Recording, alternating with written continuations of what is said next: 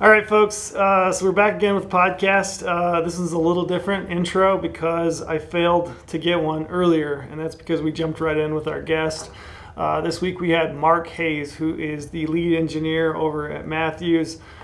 He was kind enough to sit down with us for just over an hour and just talk new bows. So as you guys know, Mathews launched new bows for 2025 this year. We got the Lift X. I got one here laying on the table. They actually ended up launching 4 new bows. So you have the Lift X in 2 different axle-to-axle lengths, and you also have a new long draw version of that bow, and then just a shorter version for short draw archers, and then even some lower poundages for kids or women that want to shoot a new Mathews bow. So super cool opportunity to sit down and talk to Mark. So I hope you guys enjoy the podcast. Me and Brady and Lorenzo got a chance to visit with Mark and kind of pick his brain on what his job is like over at Mathews, and then also just really run through the new technology and the new bows. I also wanted to hit you guys with a promo because I failed to miss that. So you guys can use the promo code podcast when you sign up for a GOHUNT Insider membership. And actually we have a special deal running through December 5th. If you use that promo code, you're going to get 100 points back in the GOHUNT Gear Shop. So 1 point is $1, so that's $100 back in your account that you can use towards the purchase of any gear that you want in the shop. So maybe you want to kit out a brand new Mathews Lift X bow with a new sight, new arrows, new release. So pretty cool opportunity to put $100 in your pocket and also get a brand new GOHUNT Insider research account, which is packed with information that you guys are going to need to apply and draw permits, find hunts in 2025. So check that out. Also, just check out the Black Friday sale in general. We have a ton of gear on sale right now. I was just out in the lobby filming some promos for some daily deals that are upcoming. Also, Sitka. Sitka's got some select items that are on sale, including the Ambient 75 hoodie, which I think everybody should have one of those. That thing's 25% off coming up. So check that out. I hope you guys enjoy the podcast with Mark. He's a good dude, makes a phenomenal bow over there at Mathews. So enjoy the podcast. Or launch day is always pretty hectic, I assume. Yeah, I mean, for us, usually not. This year has been difficult. Why? Normally for us, like as an engineering team, we're done. We're in production. Everything's running smoothly. So, marketing's staying up at midnight and sales is ripping. But, we are organizing, get ready for next year. So normally it's easy for us. This year's been a race to get to the finish line. It's been not easy. Gotcha. We got a lot of challenges here at the end, but we finally made it. Can you see all of us? You got Brady and Lorenzo at the end. I don't know if you can see Lorenzo or not. I can see Brady. Lorenzo's on the corner. You can lean It's all in. good. Sorry, we were trying to double up. So Brady's leaving on an elk hunt tomorrow. He's got his brother drew a tag, and so we're trying to do one earlier to get one out this week, and then one for next week as well. So it's just been a hectic day at the office, which I'm sure sounds like you have as well.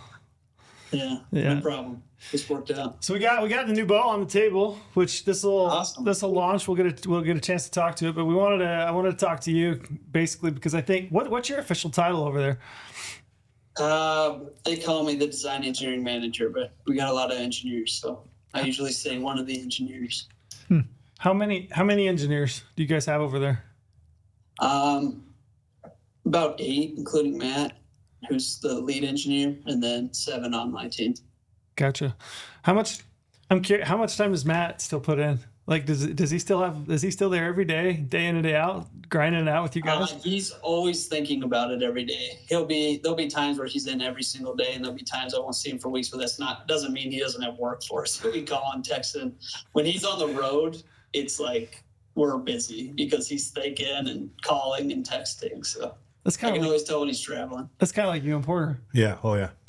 That's how Porter, our CEO, same Lorenzo. It seems like every time you guys get back from a trip, you guys got some laundry list. Some windshield time. Yeah, you have a laundry list. Well, when you're stuck in the office all day, it's just that echo chamber. So it's the same conversations over and over and over. You don't ever have that like fresh thought or like a new experience that makes you think of a new way to think about something. Yeah. So when you're out, that's when all that happens. We don't have downtime just as like a culture, and like that. The drive is the last piece of downtime you have, and that's when you can really dive deep into something. Where you can think differently. You're not just stuck in the same way. When do you do your best thinking, Mark? You a morning run kind of guy or a shower guy? When's it hit? Usually, if I'm stuck, I gotta leave. I've learned that. So if I'm sitting at a computer or sitting at a desk or something, if I have to go to the bathroom, if I have to go get a part out of inventory, it's like that walk down the stairs and back up is when I usually figure it out. Gotcha. Quick thinker. Yeah. Yeah, no kidding. That was way too quick for me. Yeah, I need like 5 days. 5 business days for me to come up with something. I'll be like, sorry, I'm headed to the woods for the next 5 days. See if we can sort this out. That is the best thinking. There's too much to think about in the woods. I don't know how people think in the woods. I'm thinking about like my next move. I can't think about work stuff. Yeah, that's the best part about hunting is you just disconnect from all that. Yeah. Yeah. Are you from Wisconsin? Where are you from originally?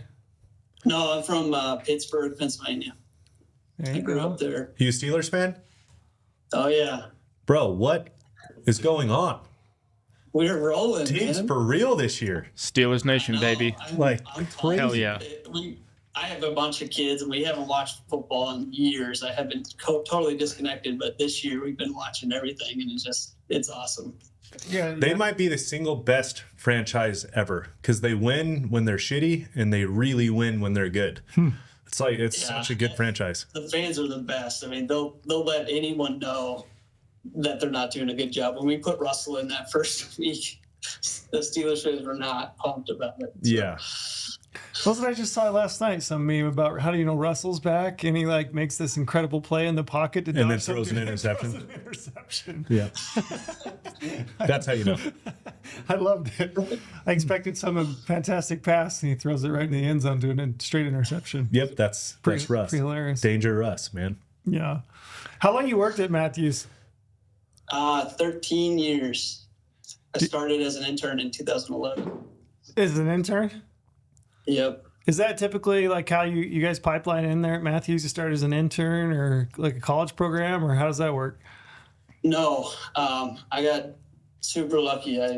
I've been writing letters to this place since I was 16 and just bombarded them. And I happened to just hit it right where they needed some summer help. And because I've been bombarding them and annoying them for years, they called me first and I got lucky. That's a pretty cool story. I don't know if that's luck. That's persistence, keeping yourself at the top of their minds. Dude, Mark, I had no idea. That's an awesome story. Yeah, thank you. Yeah, I was pretty singular minded. I have a 101 question for you. Like being an archery or bow engineer, is that a different type of engineering than like most everything else, or do you still go to the same types of schools and all that stuff? Yeah, so I'm a mechanical engineer. I'm pretty biased, but I think that's the most well-rounded. You know, not an expert in electronics, not an expert in computer programming, but can do all those things. And then mechanical systems, how things move, why things move, forces, all that stuff is all mechanical. So like if you think about a civil engineer, they're building buildings and roads, things that can't move. Mechanical engineers are always making things that do move. So it's pretty broad. But, you know, the cool thing about physics and engineering in general is the laws are the same. How you apply them is different. And I think, you know, the key to education is like getting a base of math and all the stuff that you need, but not necessarily like on the job training. I get to, you know, work for the best bow engineer that there ever was, and he never went to college. And so, you know, an important part of my job and anybody that works here is apply the things, the foundations that are important, but put them aside because I'm working for a guy that never went to school, actually despises school, never did good in school. So he teaches you how to think outside of the box. I think one of the key things that he teaches us is shoot for the impossible and then back up. And it's easy to say, but, you know, traditionally in an engineering field or in a normal company that doesn't have rapid product cycles, you're improving like this step at a time. And then like when you truly want to innovate, you would say, okay, what is the best it could possibly be, but impossible, and then back into what's impossible or what is actually possible. And that's how he sets the thing up. It's like, all right, a stabilizer, for example, the best one that could ever be would be infinitely light and infinitely stiff. well, we can't do that, but we know that that would be perfect. And so like, how close can we get to that? And that's what kind of Matt brings to the table. He's also not afraid of trying stuff. So, a lot of engineers will spend a ton of time doing the math, doing FEA, computer analysis, all the cool nerdy stuff. That's not where we start. Where we start is let's build it, let's break it. And once we love it, then we'll validate it with math and computer stuff. But we're going to go break it. We're going to go make it. And that's, I think the lie a lot of companies tell themselves is let's not spend a ton of time making prototypes. Let's just get a design as far as we can without prototypes so we don't have to waste that money. Matt flips that around. We waste the money. We make the prototype because we learn so fast that way that we can go backwards and get the numbers. We can know that a bow's less vibration and quieter. I don't need to know it's 13% quieter until marketing asks, I just need to know that it is better. And I think that's the secret. That's how we go so fast. Makes a lot of sense. I actually love that answer too. I mean, a lot of like when you're in worlds like engineering and all that stuff, like you can get stuck in a box and do everything by the book. But what makes the best engineers is when they kind of just go free flying, figure it out, and then go back to the box and be like, okay, why does this work? Or how does this work? And then figure it out. Yeah, and you get a good gut too. Like you can make decisions on the fly that way because you've seen so many things. And that's so important too in manufacturing in general. Why archery? Why archery for you, Mark? Like why were you writing Mathews at 16? So I grew up in Pennsylvania, and that's like Wisconsin that everybody hunts. So of course I was a hunter. And I remember my dad, the first good job he got, the first thing he did was buy Mathews. And I remember that as a kid. He bought an MQ1. It's a huge deal. I remember looking at it. And then I worked this summer when I was like 12 or 13. I worked really hard, cutting wood and all stuff. And the deal was he'd pay me or we could go get a bow. And so that year we both bought matching switchbacks. And that's when like the Mathews craze was crazy. And so my dad was always a bow hunter. He's self-taught. And so that's what I learned. And one of the things I loved was he taught kind of instinctive shooting. And I still do that. And he did it with a compound. And so the reason why I shoot like a 5-pin still, because he would always call it floating. So he'd have always like a 20 and a 30. He'd always shoot a 2-pin, but he'd float it, 45-yard shot. He just knew the arc of his arrow. And like, I just learned that way. And I just love that arc of the arrow. I can still shoot without sights. And not that I would hunt that way, but it's just like, that's the magic of like archery is just, knowing in an instant without aiming, just like knowing your shot. And so I fell in love with archery, as a lot of kids do. And I took a physics class when I was about the time I started writing Mathews 11. I was just overzealous, but I was very good at physics. I knew I liked science, but never found my niche. And I was the one in the front of the class. I was the nerd. I just loved it. Stuff made sense to me. We had very different childhoods. You were looking at numbers? No. I mean, I can get down with the archery thing, but I stop at physics and math and chemistry and that kind of thing. Yep, 100%. That's wild. So you've been there for quite a while at Mathews. You've seen quite a few iterations of bows go out the door, right? Yeah, I kind of hit kind of probably my favorite phase because I got to watch Mathews go from a successful company, but still small, going through growing pains. And I got to grow with them. And the last season has been probably the funnest to watch. The grit and the grind. We always laugh. We have a big, beautiful engineering department now. And when I started, it was plywood floors and chain link fence. And like, we joke about it, but that was the grit that I'm talking about. That's the like making it happen thing, the growing the company to what it is now. And so I'm super blessed. I'm so excited that I've gotten to watch that in those 13 years of, I saw Mathews as the top of the hill, just amazing. And the leap that we are from there, what I saw before I started, is huge. It's been fun to be a part of. I was curious, everybody puts out a new bow. How do you feel about a new bow every year? Like, what does that pressure feel like? Because it feels kind of bizarre and strange to me. I mean, you look at a lot of different companies. I mean, it's just weird that it must feel extremely like a lot of pressure every single year. Like, oh, you got to have a new bow. It's got to have advancements. Got to do different things. And it's always got to be better. It's always got to be better. Yeah. Yes and no. It sounds cliche, but I was talking about it before. Matt has baked in to question everything, and we are constantly questioning. The reason I was late to this is I was working on new stuff that might never see the light of day, but we're always pushing past, because I talk about how a lot of companies they iterate. Well, like, what's cool about that, we don't we start here and work backwards, but what's cool is that the confidence is, well, now that we can do this, we can do that. And it's like, that learning is baked into this place, and it's naturally, we don't stop. We just keep like, wow, I didn't know we could ever do this. Now that we can do that, can we do that? And like, so that level never changes, whether that's performance or if that's features or accessories. We've really fallen in love with just the whole ecosystem. Mm-hmm. Now that we have this, what else can we do? And it's pressure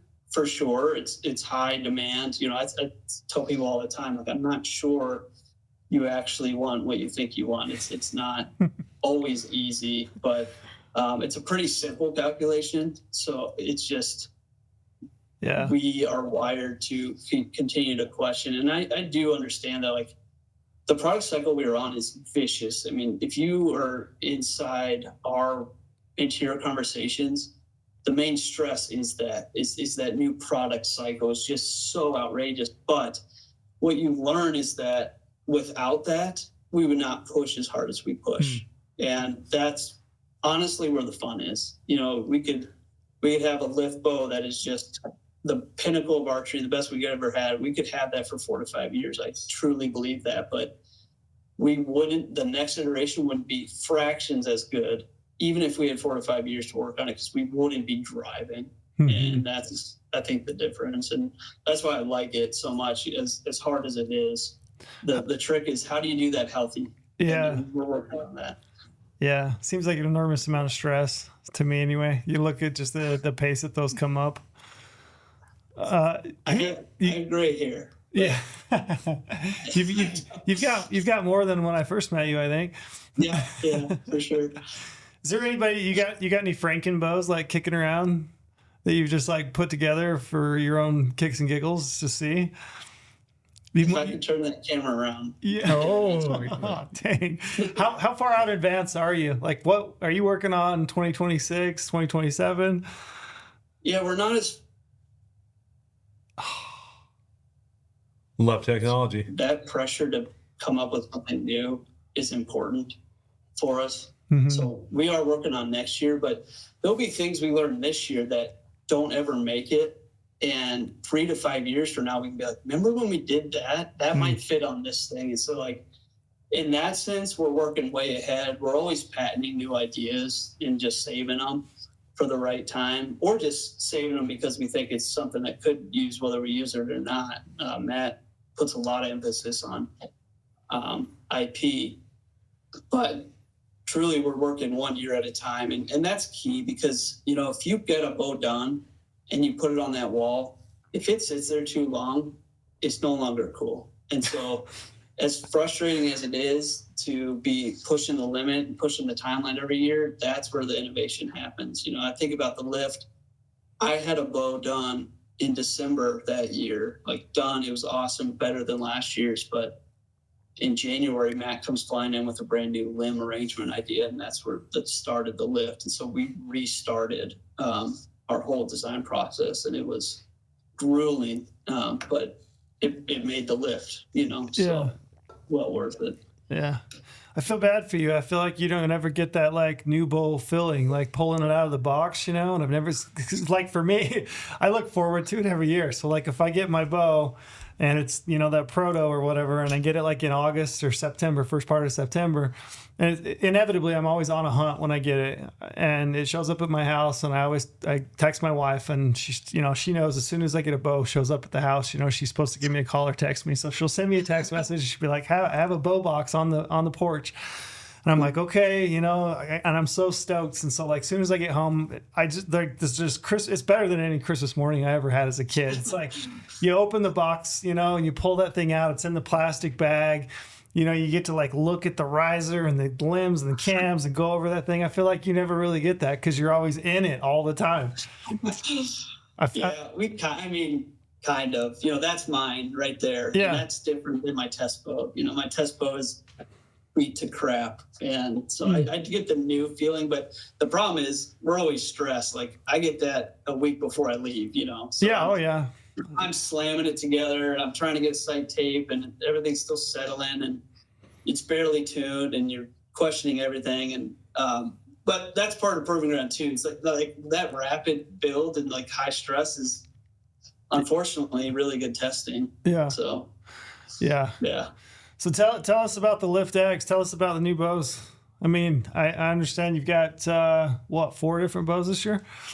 Yeah, 4 hunting bows. Mm-hmm. And then, so, yeah, I think the first thing you're going to notice is it's called a Lift X. Mm-hmm. So it's building upon what we believe is the pinnacle of archery. Last year was the fastest, lightest, most stable, forgiving platform ever built. So we're super pumped about that direction, and our goal this year was, can we make it better in certain features? So number one, there's no hiding around it. We had a limb issue with the lift last year, and it was like a mad dash here with Matt involved, everybody in the company to figure out what was going on.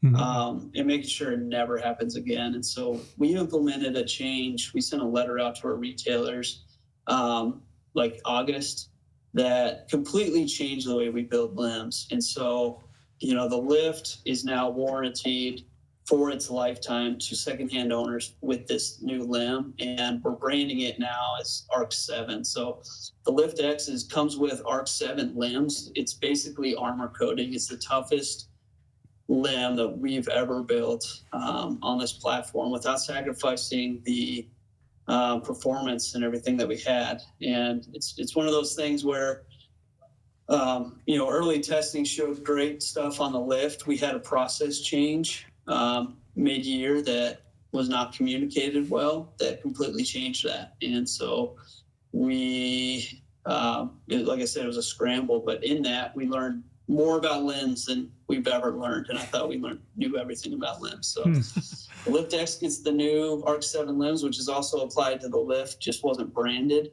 And that was the basis for a brand new system too, because the lift had, if you could knock anything on the lift, the 2 things we didn't touch was how it tunes and the grip. We touched every other part on the lift. And so going into 2025 product year, those are the places we wanted to look.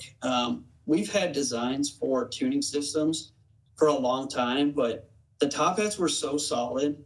And, when we think about a technology, the user interface is cool, but if it doesn't last the season, it's not. And like every system that we saw in the field, we saw in our competitors, that we saw in prototypes, never lived up to the durability that we need. It used to be super rare to get a bow to shoot a bullet hole, and then by the end of the season, it keeps that. Well, the top hats did that. Mm-hmm. The top hats always held that tune, and that was really important for us. So limb shift technology started as, an idea of, there's tons of ways to tune a bow, but all of them move stuff that we didn't like to move. So some of them move the cups, some of them move the cams left and right.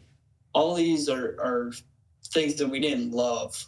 It's not the way that we felt it should be done. So limb shift is unique in that the left side limb and the cam are slaved together. They never move. And so they are sandwiched up against each other. Mm-hmm. And all limb shift does is move the mod side limb ever so slightly. And we're talking like thousandths of an inch. And that is enough to change the loading to get the perfect tune. And so now your cams get to stay right in the middle, right where they need to be.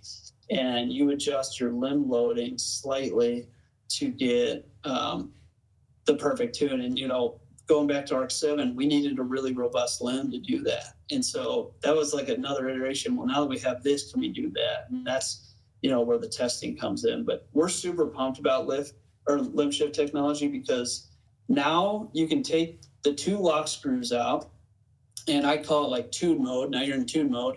You go to the paper tuner, you shoot first arrow, and if you get a left hair, you turn it left. And I do always the top and the bottom now because I can. It's super easy with a 5/32 wrench. So if I get a left hair, I go quarter, shoot it again, quarter. Now you can get it absolutely perfect. So because before you get like it's a bullet hole, but it doesn't look perfect. Yep. You can now get that out. You can like just barely touch it and get boom, perfect bullet hole. And you can even broadhead tune with it. And you can shoot without that lock screw in. And so, you know, I even broadhead tuned with the screws out this year and just got it perfect. And my rest never moved. My cams were dead center, and just tweaked that. And then when you're done, you put that lock screw in, boom, you're done. It never moves. And it holds up to the top hat standard that we have for durability. But now you never have to walk to the press. Yeah. And so basically you're getting endless micro tuning, where before top hats could be close, but now you're getting a little bit more. Yeah. Yeah. That's pretty sweet. Yeah. You So, could always go ahead. You could always get it with your rest too. So like you Yeah. get the top half perfect, then you micro tune your rest, but that always feels weird too, because your rest is dead perfect down the middle. And so now you got to micro adjust and really where it matters, which is that limb loading. Yeah, it used to be that I would get it close, and then I would go to my rest and either move it left or right to try to get the tune. But it's like you're saying, it's always nice that now you can just leave it set at 13/16, and then you just micro tune with your limb shift, and you can turn it, ever so slightly, and it's marked on each limb, top and bottom on the outside, and you can just make the turn and it'll shift it left or right. And it's not actually shifting the cam, right? It's somehow shifting the load on the limb. Is that the way I understand that? If you notice, you know, our limbs are always spread a little bit because that applies pressure inwards, so there's never slop. And so we're just taking advantage of that we always spread 100 thousandths. Now we can spread like 140 down to 40 thousandths and just always still spread them, but adjust that spread to get the loads right. And that just changes how that cam comes back, but always leaves like the cam in the same spot. That's the key. Yeah. We're not moving the cam left and right, which changes your center shot. We are just slightly adjusting the loads enough to move it. And what's cool is one turn of that screw is a top hat. So like one hash mark, if you look at the window, every hash mark equals a top hat. And so if you're used to our top hats, like, oh, that's a top hat move, that's just one turn on one of the sides. Gotcha. One hash mark. Gosh, that seems amazing for tuning. Yeah, super handy for tuning. Like really, Well, it then, changes the game. Like the top hats were always, get the press. I think I talked to Mark before too. Anytime that you would change top hats, you're in essence, you're pressing the bow, you're moving the cams, you're dropping them back, back in the cams, and you have the potential maybe to, nick or ding or drop your cam. And then anytime that you're removing the cam or pressing the bow, it feels like you can potentially change the tune of the bow, right? A little bit. So it felt like I was like chasing my tail sometimes. Like it was just a little bit, and not bad, but like a little bit more finicky. Whereas I feel like this at home, I have a press, but I feel like you could tune your left and right, no issues whatsoever without a press, which is pretty handy. Well, like we talked about, when you do have your bow rolling and you do have to throw it in the press, it's not a great it's not a good feeling. Like you kind of if you want to make just that one little final move, but everything else is great, it's God damn it, am I really putting this in the press right now? Like you don't want to do it because it's inevitably it's just some pressure on the bow that you don't ever want it to have once you have it in a certain spot. This is one of those. So I did a review internally, and it's like if you look at the platform from the lift last year to the lift X this year, as far as axle to axle, foot per second, weight, if you look at them, it's like pretty apples to apples comparison. But like, I think a lot of people look at the bow and it comes out and they'll say, it looks the same, does the same thing. But I think this little limb shift is a major advantage. And I think people would underestimate how handy it really is. I'll be honest, I was skeptical too, because like, we have a press right next to our paper tuner, so top hats were never a big deal to me. Mm-hmm. But you can throw a wrench in your pocket now and just do it right. It's like, and I can't overstate the fact that like you would always get a good bullet hole. Yep. But it wasn't perfect, and like people like to see that. It's a confidence builder, especially for myself. So it's like I could just barely, ever so slightly tweak that and just clean it up, and it's like. It makes you feel so good, especially when you're like, we shoot all our arrows too. We Noctune our arrows and stuff. It's like, if you get one perfect and one slightly off, it's like just a confidence booster that stuff's not settling, stuff's not moving. It's just like that arrow needs Noctune. And it's just another confidence builder that you're using the bow that was the variable is now the standard, and you can look at other things. Yeah. I wanted to ask you about Switch Weight X cams. So you guys came out with this cam last year, and it was like the first cam that you'd changed in a few years. Prior to that, we just had the switch weight cam, right? Yep. And you moved the way that axle mounts to the top of the limb. To me, the cam feels like much harder in the back wall. Does it feel different to you in the back wall? Does it feel more firm? The back wall is probably pretty similar, but the difference is how it drops into the back wall. So are you shooting 80% or 85? So I shoot 80s.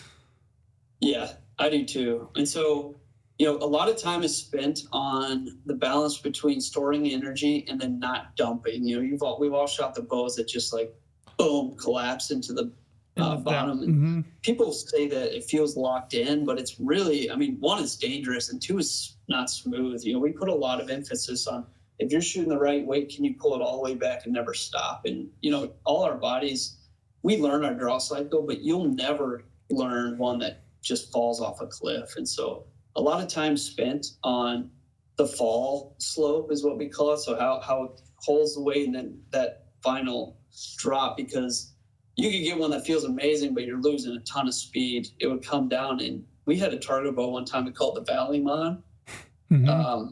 That would come down really easy and then hit the back wall. The problem with that, though, is that you could come off the back wall and not know. And so there's a real balance here on that back end feel. In the 80s, especially because we're not having to dump all the way to 85, could have a more aggressive feel, but not change the fact that it's not going to dump. If you were taking that same slope all the way to 85, it would dump. And so like a lot of time is spent on that. And that's honestly one of the reasons why we do individual mods. A lot of people have mods that you can adjust the let off on, but that changes so much that we're not willing to give up in the back end, because every mod is scrutinized to just be absolutely perfect. And there's a huge difference when you are dropping off that far to your draw length, that we want to make sure that's absolutely perfect.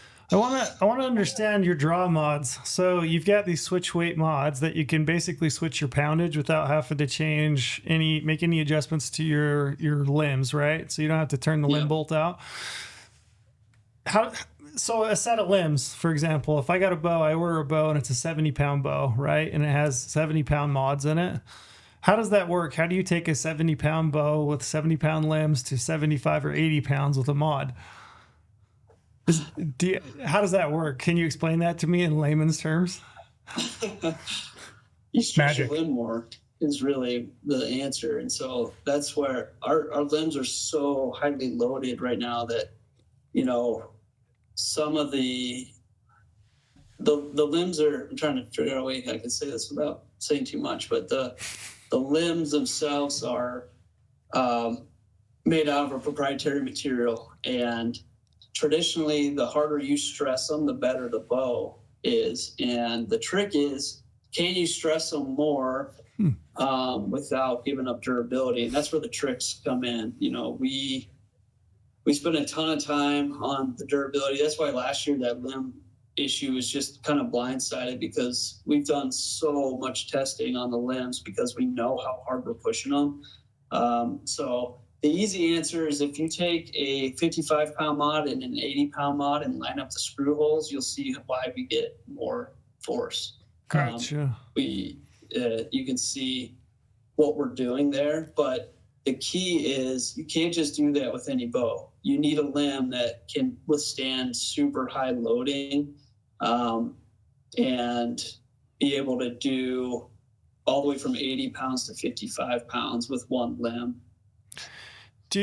So kind of along with that, this is just another curious question. This is kind of fun because I'm just getting a chance to like ask you some nerdy questions that I've had. So, can you use your limb bolts to, back out poundage, right? And then use that in conjunction with a mod to get some sort of custom in between poundage if you wanted to? I mean, I know that you guys have like a low draw or a short draw bow this year with lower poundage mods. Is there all kinds of adjustability that you can use? So like, let's say that I back my limbs out and I've got it at 65 pounds and then, I put a 75-pound mod in it. Is that going to give me some weird results or feel? And yeah, you just lose a ton of energy. And so the reason we want to do switch weight is as you start to back out your limbs, you're changing how much that limb is preloaded, and you're changing how it affects where it hits the cam. And so what you're essentially doing is if you take a 65-pound mod, or you turn your limb bolts out to 65 pounds with a 70-pounder, then put 75s, you're going to get a really bad 70 bow. You're going to get really slow. You're going to lose 10 to 20 feet per second and it's going to feel bad because as you tip I don't know if I can draw. Now we're getting really deep in the weeds here. So if this is like your perfect 70 curve, this is your poundage and your drawing. If you would take that bow and back it out to 60 pounds, it would look like this. Gotcha. So I hit 60, but I lost this triangle of energy. I can draw a mod that comes up perfect to 60 all the way over, hold your weight, and then comes back down. Gotcha. And you'll get 7 to 10 feet per second by doing that. Huh. And this doesn't feel good because people say, well, it has a hump in the back. Well, that would feel like a hump in the back because you wouldn't hit 60 till you're like right here. It would be like 50 all the way back to 60 and then Gotcha. And it's way nicer to peak fast and then gradual down. So ideally a bow is most efficient with the limb bolts buried, right? It's not more efficient. So people say that wrong. It's just you're storing more energy. The bow will stay efficient. Gotcha. Meaning like the stored energy versus the speed you get out. But if you store less energy, which is what you're doing when you do that, you're going to be way slower. Gotcha. How long do you think we see no more limb cups? We just see it one contiguous piece. just wondering. Let's talk grips. So you guys have a new grip, the Bond grip. I thought the name was clever. Is that like James Bond, or where'd you guys come up with Bond? James Bond. Yeah, no, I stay out of the naming conversations. I'm not good at naming. Just make this stuff.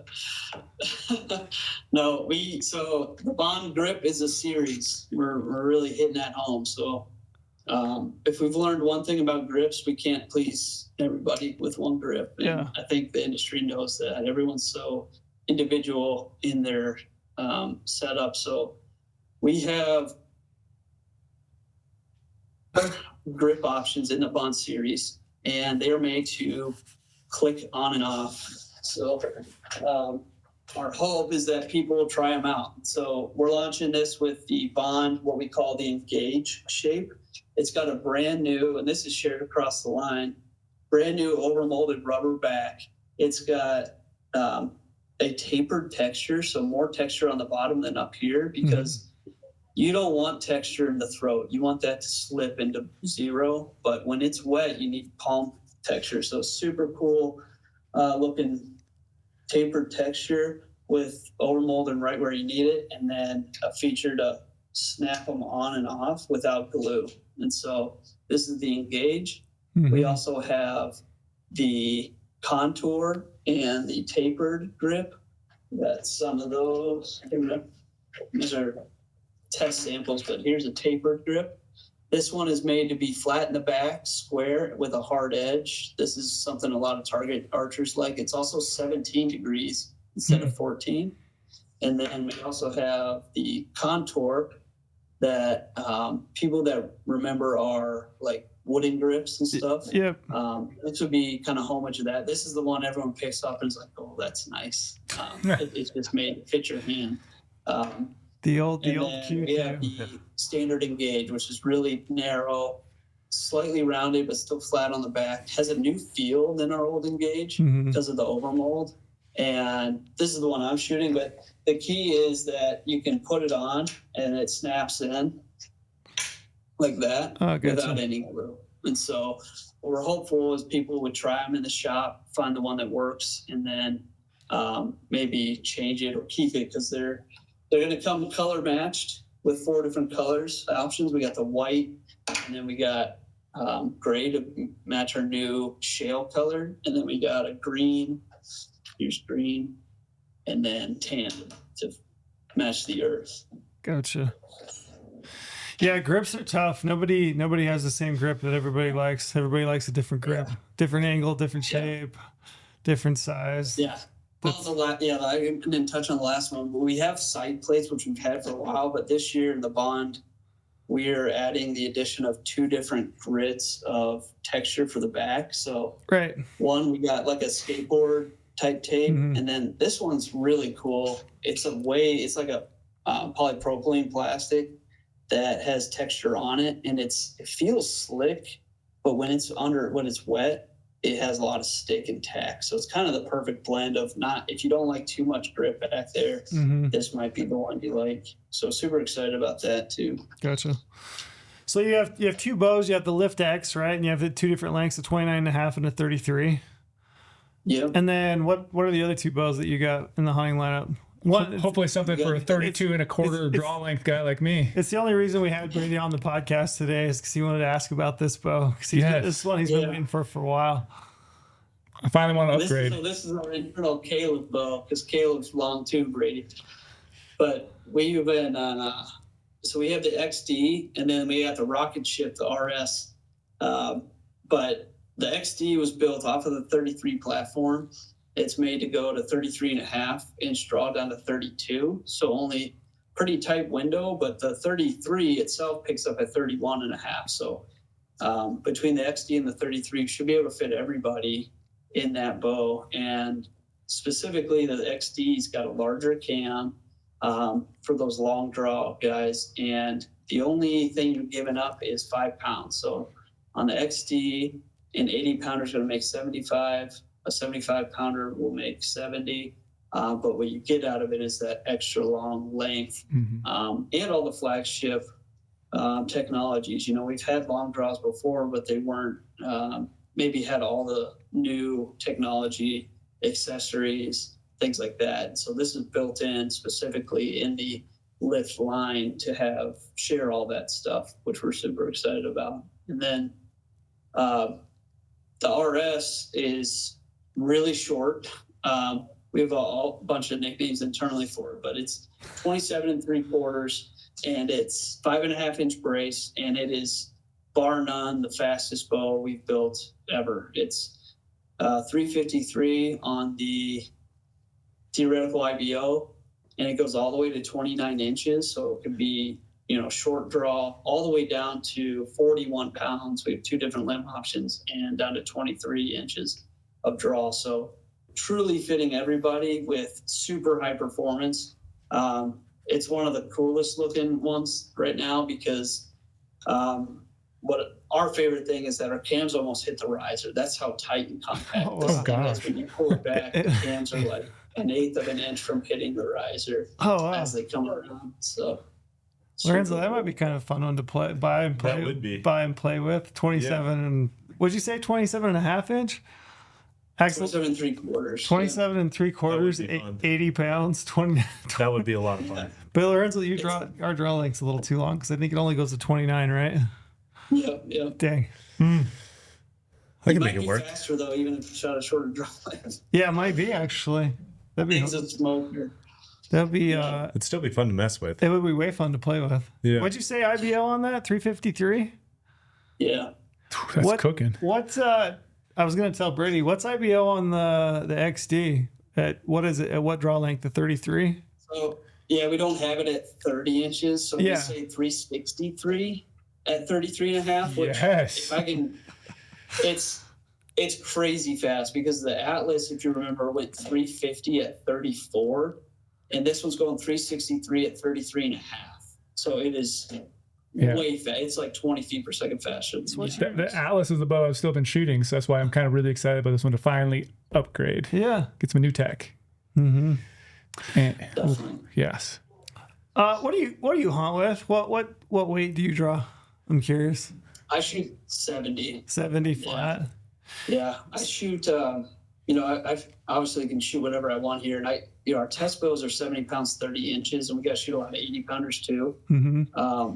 But I really, for me personally, in a hunting situation, I want a bow that obviously has enough energy for one, but two, I need to be able to pull it without doing anything. I want to be able to put my arm straight out and slow draw perfectly back. And so 70, I can do that without even thinking. I shot a deer this year in a saddle offside on my weak side. So I was short drawn and I was still able to get it back. It's like those situations matter a lot for me. Yeah. I used to shoot a 75-pound bow. And in November, when you're bundled up, I one time had a buck in front of me at 24 yards and I was pulling back and I hit my tether on my harness. And that was enough to stop me. And that is the worst feeling in the world to not get back on something. So I shoot 70, 28, and then I shoot a pretty light arrow. I always want to hit above 300. This year I'm hitting 310 for feet per second. And I go way back to when I was growing up. I know the arc of my arrow, and I've shot an arrow that fast for a while now that I just need to hit that speed. I know that if a deer's at 57, I can shoot it for 55 and get it. I understand that in the heat of the moment, if I can just split a 50 and a 60 and let it go, I'm fast enough to handle all that. So super important for me. So as I was driving down here, did you have some questions? As I was driving down here today, I had a guy DM me and he was like, "Hey, I have an arrow question," and he basically lays it out. He's a 529 grain arrow with 18% FOC. And he goes through the whole thing. What do you shoot? What do you recommend? And I think I've talked to you, I remember before, but you shoot a pretty light arrow.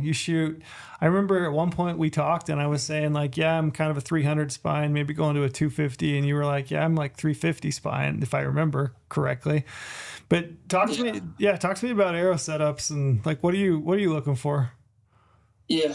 I'm looking for toughness for number one. So I go as light as the toughness can allow. And so I want an arrow that can withstand anything. And I think I found the perfect insert setup. And the best shaft, in my opinion, right now is something with a weave on top. So I shoot a RIP TKO, which is a 204 or 5mm. The key for me on that shaft is a super straight shaft for one and consistent.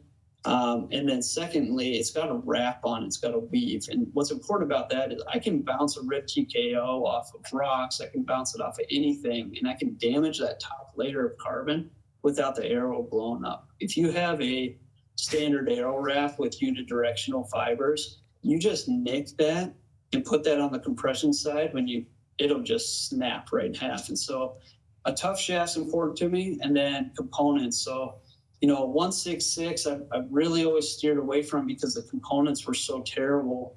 And if you know anything about like aerodynamics, cross-sectional areas matter so much. And no matter what 166 you're shooting, you're always expanding to a 300 front. So like your field point, everything. So that is what the aerodynamics are hitting. Now there's some skin drag, but not a lot. The boundary layer of aerodynamics is such that right at the shaft of any projectile, the air's barely moving. There's like this cone of air, and that's why tall vanes will steer something better than small vanes.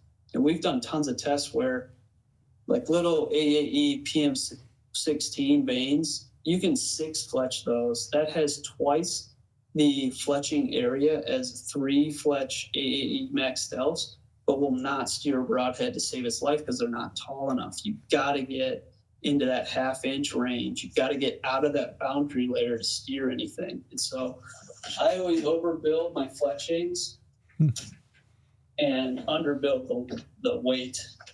Let's see.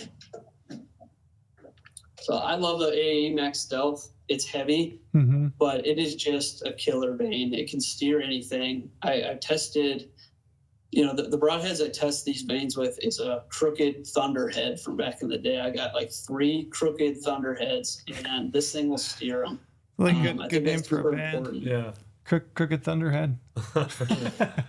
Because, you guys know when you hunt, your bow takes a beating, and I want a vane that will, no matter what, even if my bow's not tuned, will correct it. Because if I want to be able to throw my bow off a mountain, pick it up, pick like a shrub, and try to get my sight back and not care that it's tuned, because this vane I know will take care of it. When you're pushing the limits on a vane, you put a glove on, you put your big heavy coat on, you do anything different, you are asking for trouble because it won't recover as fast. So tall is important, and this is the tallest vane that I can get that's still quiet. A blazer vane's super loud. I would love to shoot them, but they're just too loud. But they get up into the boundary layer above that 1/2 inch. So you're more interested in the height of the vane than the number of vanes, right? So like I see you've got 3 on there. Yeah. What would you? So there's a lot, myself included. I've shot boning heat vanes, right, which is a more low profile, and I've shot them in a 4 fletch. Yeah. Would you were saying the height is more important than what I might think it is then? So maybe 3 fletch. Yeah, for sure. On a heat. So back a few years ago, someone asked me, I would say 4 fletch heats or 3 fletch stealths. The reason I don't 4 fletch a stealth is because it doesn't do anything more. That crooked thunderhead test is what I'm talking about. Yeah. I don't get anything more other than a parachute. Yep. But on a 4 fletch heat, they're so stiff that they stay up into the boundary layer. That's the other problem. You shoot a small vane that's flimsy, like a Vane Tech or even those PM16s, they fold down, and so you're not getting up into there. So those heats are stiff enough to stay up in. And I would floor fletch those just because the worst thing that can happen is you go sideways. That's where 4 fletch is going to help. You're going to get more surface area right here. But when we're talking about like steering, when you put a broadhead on the front, you're screwing fletchings on the front of your vanes. And so you don't want this to steer you away. That's what we're trying to save with the high vanes. Now, a wind factor, when it blows like this and goes, sideways, that's where your side profile, that's where 4 fletch is going to matter. But if you got a huge broadhead up here trying to steer your front, you need as much drag as possible. That's why getting high is important, or stiff, like the heat. Yeah. Gotcha. What do you aim for as far as like FOC? Do you have an opinion on it? No, I don't measure it. Where do you think it lands? Like 10%? I'm probably under that. So I got a 16 grain hit insert, and then I love these iron whale titanium collars. I shoot that on the front. Yeah. I don't glue them on. This thing has been so tough. I know Bill pretty well. I texted him last year because I misset my sight. I skipped it off the rocks. I went through a steel tubular 1-inch thing and then busted a piece of concrete with this arrow. And Gosh. It was totally fine. I could keep shooting it. So that's what I'm talking about, like toughness and stuff. I want stuff like that could go wrong to be overbuilt for, and I want to be as light as possible to do that. So, and you said you're shooting 310 feet per second? Yeah. And that's your hunting setup. Yep. I'm shooting. This is 395, all said and done. 395? 395, yeah. I don't know. How do you get an arrow that light? That is light. Wow, that's super light. How long are your arrows? What's that? How long are your arrows? I cut them carbon to carbon at 26 and 5/8, so like right to the rest. I'm 28-inch draw. Yeah. Yeah, those are short. Tell me about your guys' strings, because I've had a lot of feedback in the last couple of years. You guys' match grade strings have been much better than the previous versions of the zebra strings. Anything different that you guys did with those? And I guess one of the questions I had is, are you building those out of the same materials as that you were previously, or is it a different build process, or different materials, or both? It's kind of both. Same base materials, but different process, post process. Gotcha. And so it's a little bit, we can't just grab a spool that used to make zebra and make match. We have to get the match specific, but it's the same fibers. Just we changed some of the coating specs. But the key is that we built custom made string building machines. And so before anything you can buy online, even custom made, it's hard to get the loading that you would need to settle a string while you build it. And so that was the key to the match, is that we have now 20 plus custom machines that are fully programmed to build these perfect every time. And the key is switch weight, honestly, because when we used to have bows with limb weights, if you build a 70-pound bow, you might have to put 5 twists in it. But if you're building that same bow but in 50 pounds, it might only take 2 twists to build that to that right axle to axle, because it's not stretching it. Mm-hmm. With switch weight, our limb loading is always the same. So we can make these strings perfect. So you put 0 twist in. They literally come out of strings on a hook. You take them off, you put them on, no twist at all, and it's perfect every time. And that's another key to match, is that they're coming off the machine perfect for the length. Because when you talk about peep rotation and serving separation, the majority of that comes from twisting and untwisting your string when you're trying to get your axle to axle. And so if you can build it under load, under a proprietary number and process time-wise, and then serve over that, and then take it off and put it on a hook, and then take that off and put it on a bow and never touch it, your peep's never rotating. Your serving's never coming undone. And so we're trying to eliminate those variables on top of aesthetically. As you add twists and take them out, you get that corkscrew weird effect. And so it's really important for us to get it perfect. And we couldn't have done it without switch weight, honestly. It's the reason why it was possible. So you guys had to build new string jigs, essentially, to build the string, right? Is that what you're saying? These were by far probably our most technologically advanced machines we have in the building. They're our bow presses are all automated too, but these are another level, fully programmed, custom built in-house. Gotcha. What about you guys? So you guys got a new site, huh? You built with UV? Yeah. Yeah. How you feeling about it? It looks cool. I got one on this bow right here. Yeah, it was great. It was always a long road. It was a very difficult project to work on, just because of the demanding things that we were asking for. We were asking to take, a site that had just launched and completely change it without losing the heart of it. And it was important to pick initially. We knew what we were doing was difficult. We had to pick one company to work with. We're friends with a lot of companies in the industry. And we were very open with people that, hey, we're trying this thing. We talked to many companies about it. We told them what we're trying to do. And we told them that we're going to pick a winner and there's going to be some losers. And if you weren't okay with that, tell me right now, because this is the road we're going on. And everyone was super gracious.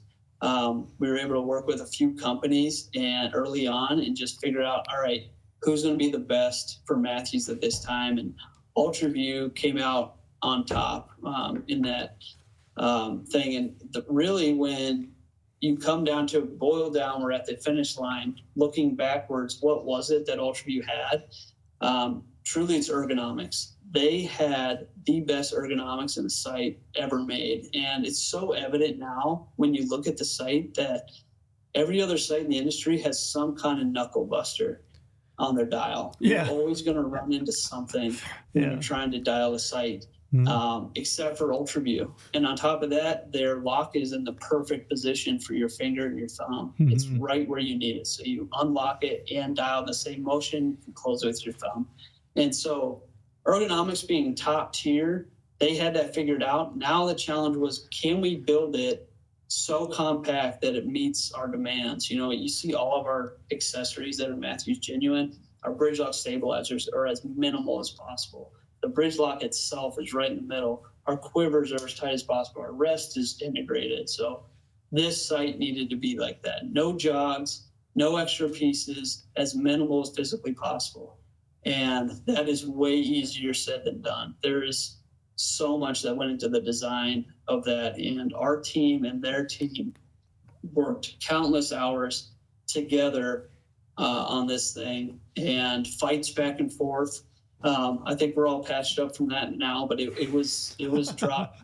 It was as hard as we could go, fighting little fights, and there was 1,000 decisions that went into that thing, and it's perfect now. We were so excited about it. And that feeling, Brady, right there that you just did, that's what it's about. Like, that is so quality feeling, so precise and so ergonomic, and now it fits perfectly in a Mathews, straight out of the riser, as compact as possible. So it's a good year for accessories. I don't know if you had a chance to probably see what else is I saw that Excel just launched their driver site, and then Dialed has got a new proof site, and then of course your guys' new site that you did in conjunction with UV. But I don't remember, it's been a long time since I remember like a run of sites or a run of accessories in archery that felt like people are really pushing the envelope, and like there's some really solid options I feel like on the market this year. So yeah, it's actually, we don't have a grand scheme, but when we came out with bridge lock, we made it fit existing sites. But our goal was that sites would just become made for bridge lock, and that was the goal. And we're seeing that across the industry now, that this is the new way to run a site. It's better in so many ways: vibration, durability, compactness, and I love to see it. I love to see that the industry was moving to thicker and thicker risers, getting more left windage, and now we're moving the right way back to compact and inline. So I love to see it. I love to see the industry changing, and I think it's for the better. Yeah, it was cool. It's cool to see new accessories coming in. I was pretty stoked with the site when I saw it. I mean, I'd been asking for 5 pens from UV, and also I like a horizontal pen, and also just bigger pens because my old eyes can't see those 15s or 10s anymore. I need a 19 pen. So, I was stoked to actually pull it out of the box and see it all put together. And like you said, I think a lot of the sites that are out this year, I think everybody kind of took feedback and they developed something that improved upon their last iteration by a lot. So it's a cool year for archery, I feel like. I was stoked to see your new site. How much attention do you pay to like what the other companies are doing? Do you guys have a bunch of everybody else's bows kicking around the office there, tinkering with them? We do. We get them for different reasons, but the things that I care about is I want to see where everyone is on efficiency. That's the metric we use. And I can't stress enough that it is the hardest metric to hit and to beat. And so we always want to see where people are in the industry. We want to see if they're catching up, because from my perspective, that's the area that we excel at. And I want to make sure that we're staying on top of that. And we are. And so it does another thing too. We get to see obviously where they're going, where they're thinking, but also just validate for us that we need to continue to beat ourselves. We do not look at a competitor's bow and say we need to beat that. We are trying to beat last year's Mathews. That is the best bow in our opinion, and we are trying to beat that one. But we definitely keep tabs. We have everything. We want to see what people come up with. And, honestly, for a healthy industry, we want our competitors pushing the limits. We want to be driven to go harder. It's that fuel that makes sure that we're hitting it hard every day we come in the office. Yeah. I figured it'd be just a fun photo op opportunity. I could catch maybe Derek or Caleb, somebody shooting a PSE, and just snap a photo or something. Use it to blackmail them a little bit. Say, look what I got. That'd be funny. How much black magic is in archery, especially from like a target side. There'll be people who are like, this bow was the best that there ever was for forgiveness or something. For sure. We got to get it. We got to shoot. We got to see it. Is there valid validity to that, or is it fond memories, because that's another thing we learned in archery, is that you always think of your past bows fondly. You don't remember all the headaches. Yeah. And that's funny, because like there's always a honeymoon period with a bow. It's always amazing. And then reality hits and you think back to a fond memory of an old bow. And that's where that's where the funny archery stuff happens. That's what it is funny, because everybody you talk to that gets a new bow, there's a honeymoon phase with it, and they pull it out of the box, they set it up, it tunes good, they take it to the range, it's the best bow they've ever shot, and I'm guilty of it. It feels like a brand new bow. It feels like you never shoot better.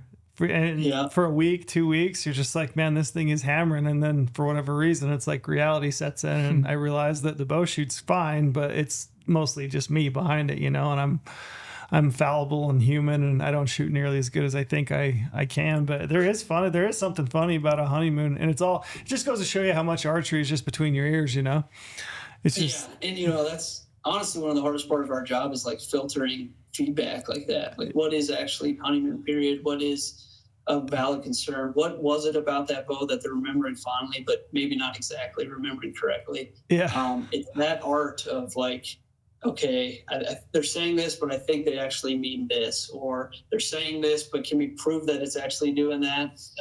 Because there's truth in a lot of it, and there's memories and other stuff. So it's that, empirical data and our own experiences too that matter a lot. It means a lot that we have a lot of true archers in the building, and that carries a lot of weight. That's a lot of brain power. That's a lot of testing. That is very valuable. So take that seriously, but also with a grain of salt sometimes. What do you think what factor is to be the most accurate with a bow and arrow? Is it draw length? I've always said draw length. I felt like if I don't get my draw length nailed, like I just can't shoot a bow as well as I could otherwise. And I had I had a bow that was an 1/8 of an inch difference, which doesn't sound like that much, but I made the change and went back to shooting the bow. And ever since, it just felt entirely way better. It was an 1/8 of an inch, which doesn't seem like that much, but I was curious as to you, how much does draw length matter? It depends on who you talk to. So as a rule of thumb, a longer draw length is going to have a slower pin flow. Yeah. And the shorter draw length is going to have a faster pin flow. Right. And it depends on who you talk to, but like a Chris Perkins, for example, he's going to want a longer draw length. He really likes a slow pin flow, and that guy can hold steady. I mean, he can just hold a pin in the middle.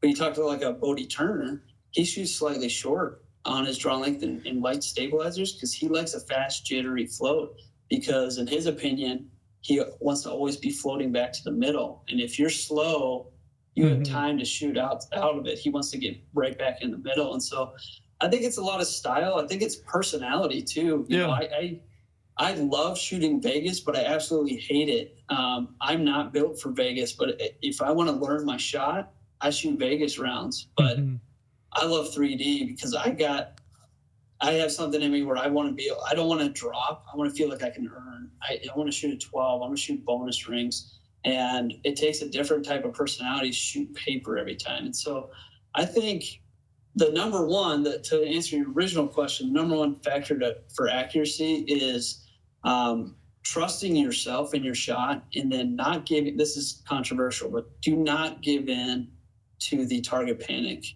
mantra.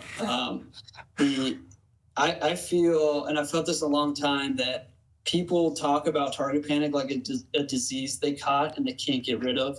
And it's a problem, because once you have it in your mind that I have this thing, all your decisions after that are based on the fact that you have this thing. So you go blank bail, you go change release, you go do this stuff. In reality, what it is a natural phenomenon that you do not want to cover up the thing that you're aiming at. That's what target panic is. Your brain doesn't want to do that. It wants to look at that thing.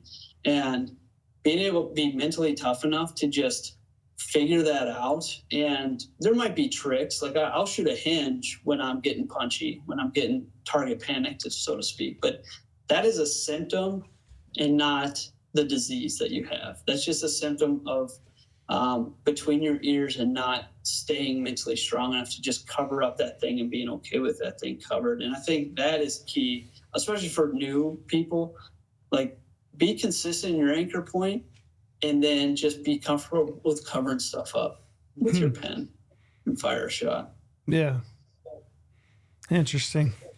I know that for me, I think draw length, I brought it to draw length because I'm probably more of a Chris Perkins. I like a long, slow, you know what I mean? And to me, it's probably due to my personality. I get a little bit anxious. So if I've got herky-jerky movement and it feels like I'm being pulled in, like I'm almost a little bit collapsing, it feels like I just can't aim as well and I can't get that arrow to, you know, to go when I need it to. So that's probably why lengthening my draw length by a little bit just felt so much better. I felt way more relaxed, felt like I could pull harder into the wall and let it, I think, let it go. That brings up a great point that in your practice, like I said, I like shooting Vegas to learn my shot. Same thing like with you, if you want to learn your float and all that stuff. And then there's times to practice differently. Like if you look at Randy Ulmer, he's like a hero of mine, but he shoots with a hinge 90% of the time and with a trigger for 10%, and he hunts with a trigger. And I just absolutely love that because he learns his shot, he's disciplined in his training, but he also, when he knows when he has to get something killed, he gets it killed with a trigger. And I think it takes that 90% of training so that you can do that 10% of just getting it done, getting it killed. And so I think there's a really good balance between command shooting and then learning your shot on surprise release. And everyone's different personality wise, but the key is to train that way, to train on purpose. What am I doing today? I'm going to learn my shot today. I'm going to just cover up. I'm going to just pull back and aim and let down again, or I'm going to go kill something. And so that's I think important too, to have a plan when you go shoot arrows. Don't just shoot arrows. It's not great for you. It's hard not to just go shoot arrows because that's fun. That's why I don't just go shoot arrows. We're just going to shoot arrows. Do you guys do league night there at the office? Who's the best shot in the office? Who's holding it down? Who's the guy? Is that you? What? No, not since I had kids. No. Yeah, gets hard, huh? It's always fun because like certain people can turn it on. There's like a handful of guys that are always in the mix, and it's just who's on that night. It's cool to watch. Yeah, and they're all different styles too. That's what we're talking about. It's like that wealth of knowledge is just, you can't buy that. You can't buy that many different philosophies. Like you look at Derek Nelson, heck of a shot. Everyone in the world dips low, he dips high. It's like, it's so fascinating to watch him shoot. He's just like dips high. No one does that. So it's cool. It's cool to watch, but there's a lot of good shots in the office. Yeah. Do you guys have big buck contests there? We have parking lot parties. You have to bring your buck by, and everyone knows who shot the biggest one. You don't have to say anything about it. Who's got the biggest buck? How'd you do? Did you go on this year? I did, yeah. I went to Colorado elk hunting early season first week and did not get it done. We were on bulls every day, but bed bugles and light stuff, hard to get on them. So we were in the mix, but didn't get it done. And then I came home, killed a really big whitetail on the 7th of October. So since then I've been doing nothing. Really big. How big is really big? How big a whitetail are we talking, Mark? He's my biggest deer. He's an 8-point, so he scored a 153-inch 8-point. Just a beast of a deer. I learned a lot this year hunting him. I had pictures of him in summer, and I didn't think he was as big as he was. And then we had like 3 cold fronts in a row. We had an early September cold front. It was like on the 20th or something. It was a Sunday. And I hunted that Sunday, didn't see anything. And that Monday I worked late enough where, on my drive home, I drove by the property and I was changing batteries in a camera, came back to my truck and I looked, so I'm like, oh, that's a really big buck. And I pull up and it's that big 8-point. And I was glassing them. I had mag view footage of them. And then I had another big drop time buck. Both of these deer I thought were young deer, and I was looking at them that night, and I was not hunting these deer. I had them on camera, but I didn't think the cameras just didn't do them justice. And I was driving home that night like, what am I doing? Those are both huge, mature deer. And it was that day that actually led me to killing them. So it was the cold front that Sunday, but they were out Monday. And so early October, the 6th, everyone here at work was just jacked out of their minds. It was a Sunday again.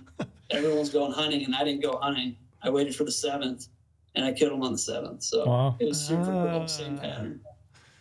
Is it when you guys get a cold front like that there coming through the office, is it pretty well just devoid? Nobody goes in? Yeah. Sounds fantastic. Yeah, it'd be kind of nice to be able to do it that way. Yeah. You guys ever get a chance, you should go back and see, because like where the factory is in Mathews, like it's pretty well anywhere around it is like deer habitat, right? What do you say? I mean, you guys could probably be deer hunting within what, 5 minutes, 10 minutes of your job and your house. I mean, I killed one right behind work a couple of years ago. Sounds phenomenal. it is pretty great. It's pretty cool looking country. And I know that those guys, if you're back there, it doesn't take much of walking around the office there to see that these guys live and breed whitetail. Yeah. There's some great whitetail. Yeah. Yeah. Can get Renzo excited talking about that. Or just depressed, because I know it's not in the near future. So Yeah. more depressed than excited. You didn't even make it till November then, prime time, right? I mean, if you killed in October. I'm getting twitchy. Yeah, I haven't done anything. I tried to kill a doe with a stick bow a couple times, but I haven't got it done. So Do you guys get a second deer tag there in Wisconsin? in gun season, which is this Saturday, we get another buck tag, but it's a short season. It's tough to kill them with a bow in gun season. You're in blaze orange and deer running everywhere for their lives. So Yeah, that's when you get the big push, right? The deer pushes and people out home combing the woods. yeah, biggest militia in the country. Well, right on. Anything else? Anything new on the target line? Yeah, so all the technology that we have on the hunting line is transferred to the titles. Okay. So the title 36 and 38, and then we filled that line out too. So we have a 40-inch with a 7.5-inch brace height. That's going to be our indoor bow. Mm-hmm. And then we got a short draw 34-inch kind of crossover again with all that technology. So there's limb shift, there's the bong grip system, and then all of our accessories. What does the draw length go to on the 34? Does it make it to 30 and a half? Or is it shorter than that? I was just Give me 4 seconds. I was just curious, because when you said it, you said a crossover. What do you mean by crossover? Do you mean crossover hunting? 30. 30, gotcha. Yeah, 24 and a half to 30. Gotcha. Crossover just from axle to axle standpoint. So if our lift ends at 33, this picks up right there. And so a lot of people do like that, longer axle to axle, and that could be a do everything bow for sure. Yeah, it'd be fun to play with. Your titles, are they a switch weight X cam, or are they just a regular switch weight cam? They are, we call it a SWT cam, switch weight target. So you can tell they're smaller. Yeah. So like a mini version. And they've got perimeter weighting. That was a big key too. If you notice, our limb angle is really far forward, which is great for like stability and stuff, but it makes the bow feel absolutely terrible. And so we actually tuned the feel of the bow with those cam weights. Gotcha. Switch weight shouldn't work on that bow. It just barely works. And that was another head scratcher for us. But we got 70 to 50 pounds with that as well, with their own mods. So SWT mods. Right. You like your job, Mark? You enjoying it over there? Yeah, I do. Yeah. I've been saying this a lot. I'll say it here. I came to Mathews for my passion, and I stay for the mission. Matt McPherson there's no other human on the planet like him. What he does with the profits here are worth staying for. Passion for archery can only take you so far. I've been here 13 years, and some of that stuff starts to wear off, but the mission that he has built, what he does, that's why you stay. That's why you have the place that we have. And so our mission is clear, based on his mission. That's cool. Sounds like every day's got to be pretty exciting. Yeah, that's cool. Well said. He's looking forward to it. That's that's an amazing sentiment for leadership, right? That you believe his mission is so deep and so passionate that it bleeds down through everybody. That's awesome. Yeah, definitely. That's cool. All right. Well, we've kept you for a while, so we'll cut you loose. You're on Central Time, right? You're probably missing dinner. Your wife was be like, hey, where are you? Fellas. Okay. Thanks, man. We appreciate it. you. Yep. See you.